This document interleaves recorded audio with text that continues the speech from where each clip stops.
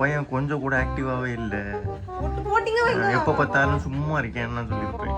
இப்போ இவன் பாக்கிய வேலை என்ன தெரியுமா, கொஞ்ச நேரம் நம்மளும் சும்மா இருக்க விடல, கொஞ்சம் கொஞ்சம் பையன் தலையை தூக்கணும்னா நம்ம உயிரை எடுத்துட்டு இருக்கேன். இப்போ பாருங்க என்ன நடக்கும். அதை விட ஒரு கபடி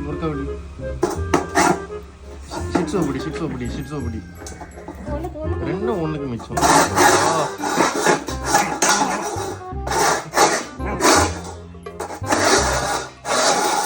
அம்மா